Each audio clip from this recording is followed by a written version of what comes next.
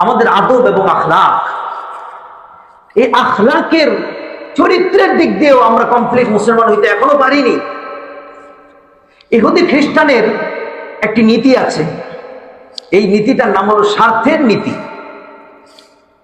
স্বার্থের নীতি, principal of sell, মানে তার থেকে আমি যতক্ষণ কিছু পাবো তাকে মূল্যায়ন করব, আর তার থেকে যখন পাওয়াটা বন্ধ হয়ে যাবে তাকে ফেলে দিব। এটা হলো ইহুদিদের নীতি, স্বার্থের নীতি বলে। এটাকে বলা হয় উপযোগিতার নীতি, এটাকে বলা হয় সুযোগ সন্ধানী মনোভাব।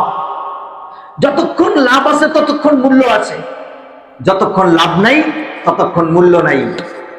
এজন্য বলা হয় স্বার্থ ফুরালে কদর ফুরায়। এজন্য ইহুদি খ্রিস্টানের মধ্যপ্রাচ্যে দেখবেন পিতামাতা থেকে যতদিন পর্যন্ত তারা কিছু পায় ততদিন পর্যন্ত পিতামাতার দাম থাকে। আর পিতামাতা যখন অকেজো হয়ে যায়, ওই যে তাদের থেকে যখন কিছু টাকা পয়সা পাওয়া এটা বন্ধ হয়ে যায়, তখন তারা মনে করে এই দুইজনকে এখন আর মূল্যায়ন করে লাভ নেই, এদেরকে বৃদ্ধাশ্রমে পাঠাও। এই জন্য পিতামাতাকে শেষ বয়সে ইহুদি খ্রিস্টান তারা মূল্যায়ন করতে চায় না, কেননা তারা স্বার্থের নীতি গ্রহণ করে। আবার মাকে অনেক সময় ঘুরতে নিতে, মানে ঘোরার কথা বলে দূরের উঁচু কোনো পাহাড়ে উঠিয়ে হুইল চেয়ার সহ পাহাড় থেকে ধাক্কা দিয়ে ফেলে দেয়, যে এই মহিলাকে এখন আর রেখে লাভ নেই, যেহেতু তার থেকে আমি কোনো কিছু পাচ্ছি না। স্বার্থের নীতি, এই নীতিটা আমাদের মুসলমানদের মধ্যে চলে আসছে।